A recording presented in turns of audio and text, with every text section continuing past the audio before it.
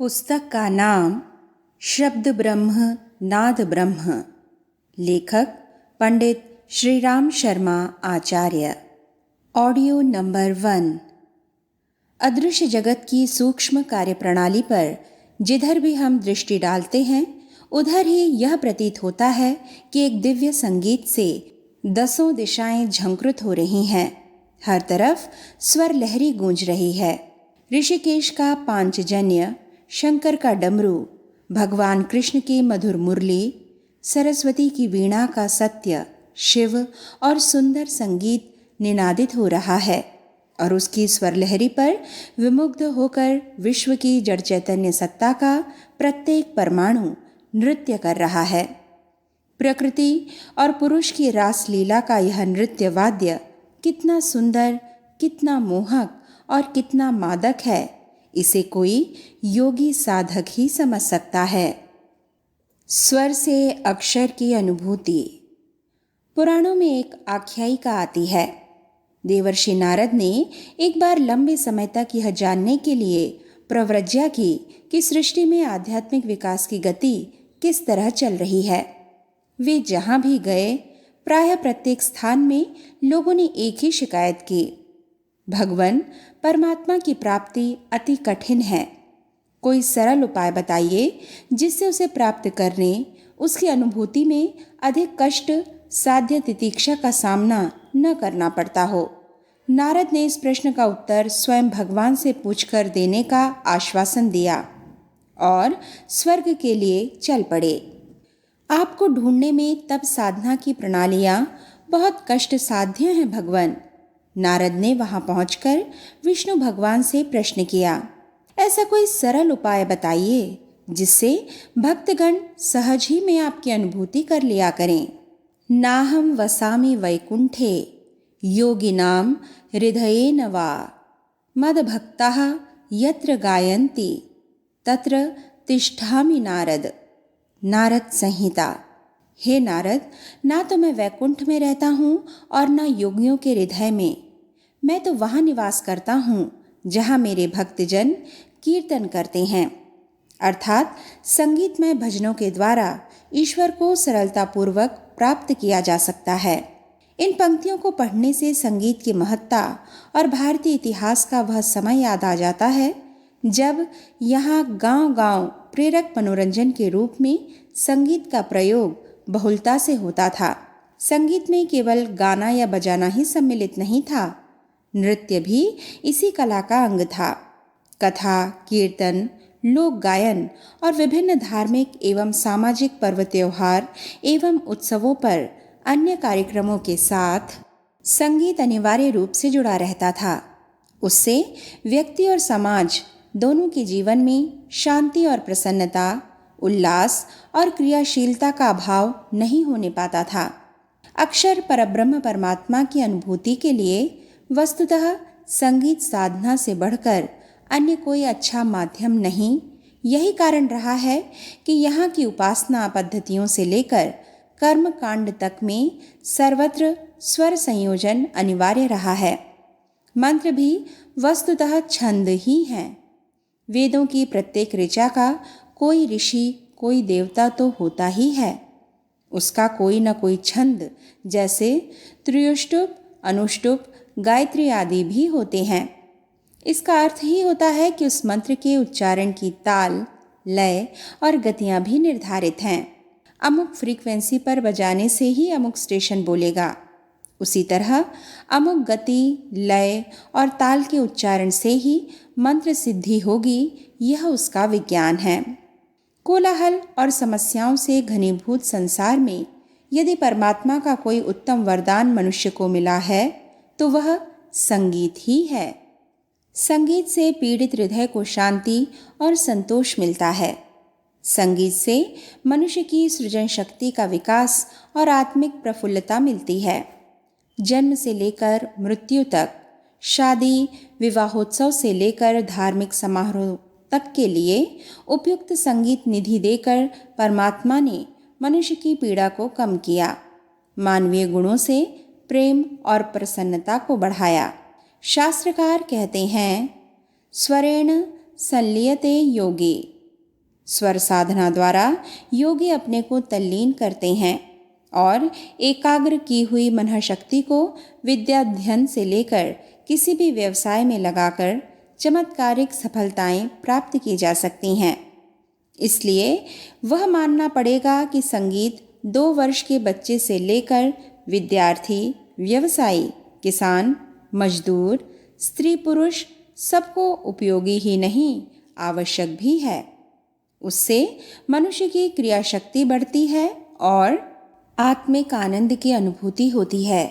यह बात ऋषि मुनीषियों ने बहुत पहले अनुभव की थी और कहा था, अभि स्वरन्ति बहवो मनीषिणो राजानमस्य भुवनस्य निंसते। अर्थात मनीषी विश्व के महाराजाधिराज भगवान की ओर संगीतमय स्वर लगाते हैं और उसी के द्वारा उसे प्राप्त करते हैं। एक अन्य मंत्र में बताया है कि ईश्वर प्राप्ति के लिए ज्ञान और कर्मयोग मनुष्य के लिए कठिन है। भक्ति भावनाओं से हृदय से उत्पन्न हुई अखिल करुणा ही वह सर्व सरल मार्ग है जिससे मनुष्य बहुत शीघ्र परमात्मा की अनुभूति कर सकता है और उस प्रयोजन में भक्ति भावनाओं के विकास में संगीत का योगदान असाधारण है।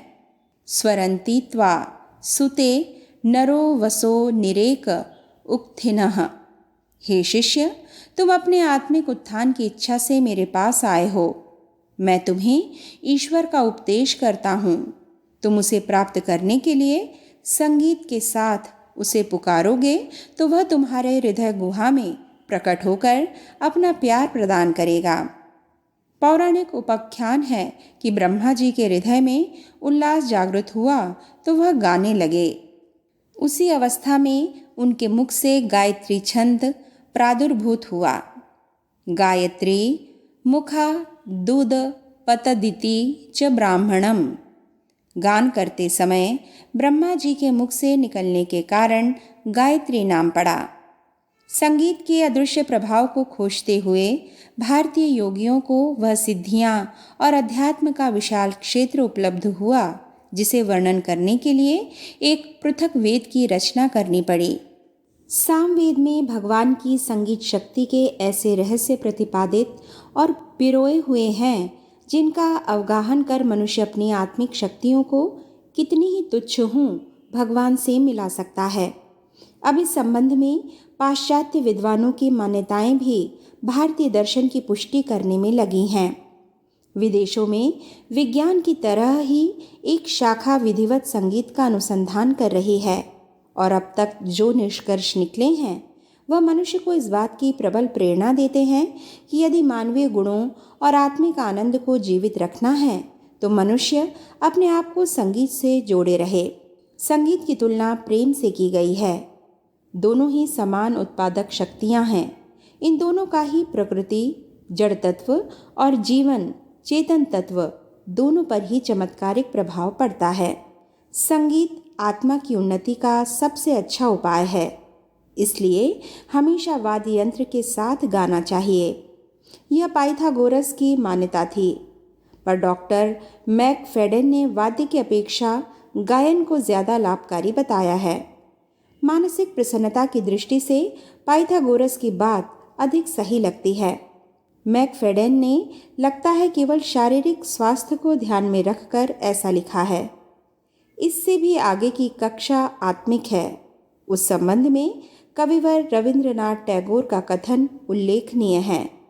श्री टैगोर के शब्दों में स्वर्गीय सौंदर्य का कोई साकार रूप और सजीव प्रदर्शन है तो उसे संगीत ही होना चाहिए। रस्किन ने संगीत को आत्मा के उत्थान, चरित्र की दृढ़ता, कला और सुरुचि के विकास का महत्वपूर्ण साधन माना है। विभिन्न प्रकार की समितियां वस्तुतः अपनी अपनी तरह की विशेष अनुभूतियां हैं। अन्यथा संगीत में शरीर, मन और आत्मा तीनों को बलवान बनाने वाले तत्व परिपूर्ण मात्रा में विद्यमान हैं। इसी कारण भारतीय आचार्यों और मनीषियों ने संगीत शास्त्र पर सर्वाधिक जोर दिया। सामवेद की स्वतंत्र रचना उसका प्रमाण है। समस्त स्वर, ताल, लय, छंद, गति, मंत्र, स्वर चिकित्सा, राग, नृत्य, मुद्रा, भाव आदि सामवेद से ही निकले हैं। किसी समय इस दिशा में भी भारतीयों ने योग सिद्धि प्राप्त करके यह दिखा दिया था कि स्वर साधना के समकक्ष संसार की कोई और दूसरी शक्ति नहीं। उसके चमत्कारिक प्रयोग भी सैकड़ों बार हुए हैं। अकबर की राज्यसभा में संगीत प्रतियोगिता रखी गई। प्रमुख प्रतिद्वंदी थे तानसेन और बैजू बावरा। यह आयोजन आगरे के पास वन में किया गया। तानसेन ने तोड़ी राग गाया और कहा जाता है कि उसकी स्वर लहरियां जैसे ही वनखंड में गुंजित हुईं, मृगों का एक झुंड वहां दौड़ता हुआ चला आया। भाव विभोर तानसेन ने अपने गले पड़ी माला एक हरिण के गले में डाल दी। इस क्रिया से संगीत प्रवाह रुक गया और तभी सबके सब सम्मोहित हरिण जंगल में भाग गए। तोड़ी राग गाकर तानसेन ने यह सिद्ध कर दिया कि संगीत मनुष्यों की ही नहीं, प्राणी मात्र की आत्मिक प्यास है। उसे सभी लोग पसंद करते हैं। इसके बाद बैजू बावरा ने मृग रंजनी तोड़ी राग का आलाप किया। तब केवल एक वह मृग दौड़ता हुआ राज्यसभा में आ गया जिसे तानसेन ने माला पहनाई थी।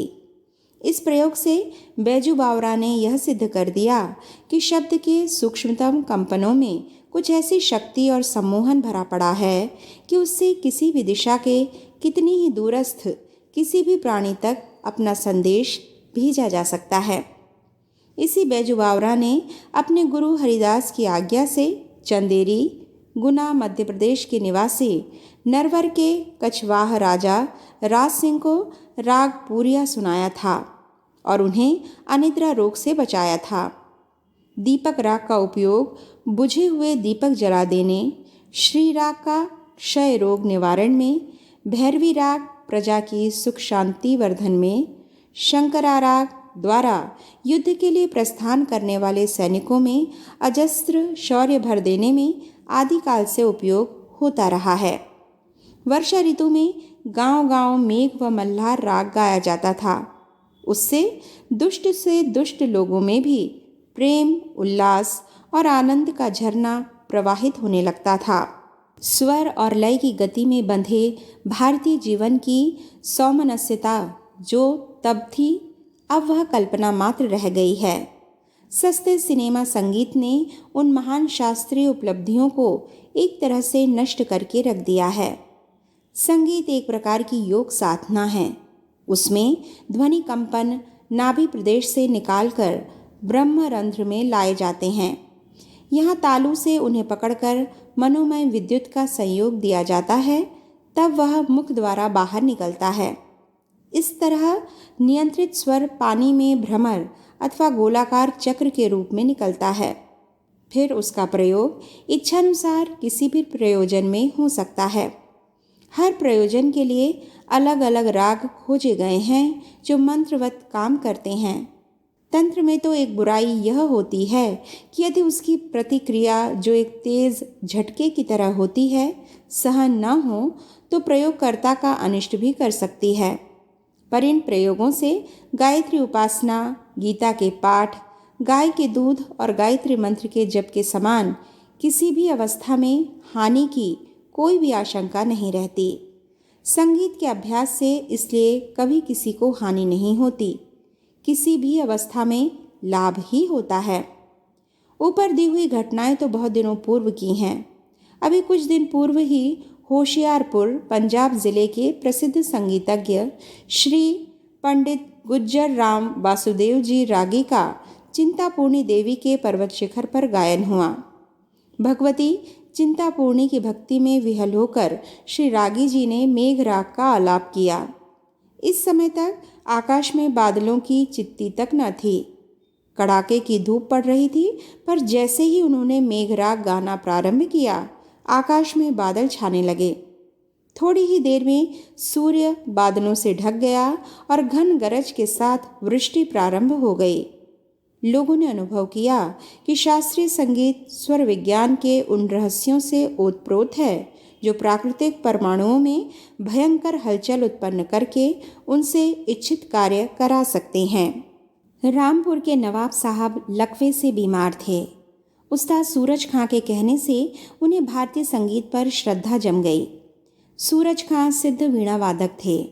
उन्होंने राग जय जयवंती के प्रयोग से लकवे से पीड़ित नवाब साहब को कुछ ही दिन में अच्छा कर दिया। अपनी ही संस्कृति की यह महान उपलब्धियां आज हमारे ही लिए किंवदंतियां बन गईं। हम उन पर विश्वास नहीं करते या हमारी उन पर श्रद्धा नहीं रही। ऐसा न होता तो सिनेमाओं में प्रयुक्त सस्ते संगीत की अपेक्षा शास्त्रीय संगीत को महत्व दिया जाता। कुछ ऐसे प्रभावशील और साधन संपन्न व्यक्ति भी निकलते जो संगीत कला को अक्षुण्ण बनाए रखने के लिए अपने साधनों एवं प्रभाव का उपयोग स्थान स्थान पर शास्त्रीय संगीत केंद्र खोलने, बालक बालिकाओं को उनमें प्रशिक्षण लेने के लिए प्रोत्साहित करने में करते, और नहीं तो कम से कम कीर्तन और भजन मंडलियाँ और सर्वसुलभ गुण प्रेरक नौटंकियाँ तो गांव-गांव स्थापित होनी ही चाहिए, ताकि हमारा लोक जीवन नीरस और आत्मिक सौंदर्य से रहित न होने पाए। किसी समय नृत्य भारतीय जीवन का एक महत्वपूर्ण अंग था। भगवान शंकर नटराज कहे जाते हैं, वे स्वयं नृत्य विशेषज्ञ थे। नृत्य रास, मणिपुर, कथकली, भरतनाट्यम आदि नृत्य और नृत्य नाटिकाओं का आज भी अपना विशिष्ट महत्व है, पर गांव-गांव रचे जाने वाले लोक नृत्यों का अपना महत्व था। पंडित जवाहरलाल नेहरू ऐसे नृत्य देखकर थिरक उठते थे। वह कहते थे, लोक नृत्यों से हमें उल्लास मिलता है और यह शिक्षा मिलती है कि जीवन का आनंद केवल भौतिक पदार्थों की उपलब्धि में ही नहीं है, तो भी यह कलाएं हमारे लोक जीवन से हटती जा रही हैं। हमें इन्हें फिर से अपनाना चाहिए। प्रत्येक व्यक्ति को कुछ न कुछ गाना, कुछ न कुछ बजाना और नृत्य करना सीखना चाहिए। उससे लोक जीवन में प्रसन्नता, प्रफुल्लता, आनंद और उल्लास का ही विकास होगा। खेद की बात है कि जो भारतवर्ष कभी संगीत कला विशेषज्ञ माना जाता था, आज वह तो अपनी इस विशेषता से रिक्त होता जा रहा है, जबकि दूसरे देशों में उसकी प्रतिष्ठा बढ़ रही है। लोग उससे बहुमूल्य लाभ ले रहे हैं। अमर कहानीकार मुंशी प्रेमचंद ने इसी तथ्य को व्यक्त करते हुए लिखा है, मनोव्यथा जब असह्य हो जाती है और अपार हो जाती है, जब उसे कहीं त्राण नहीं मिलता, जब वह रुदन और क्रंदन की गोद में ही आश्रय नहीं पाती, तो वह संगीत के चरणों में जा गिरती है। संगीत मनुष्य की आत्मा है। उसे अपने जीवन से अभिन्न न करें तो आत्मोत्थान के स्वर्गीय सुख से भी हम कभी वंचित न हों। शास्त्रों में शब्द और नाद को ब्रह्म कहा है। निसंदेह स्वर साधना एक दिन अक्षर ब्रह्म तक पहुंचा देती है।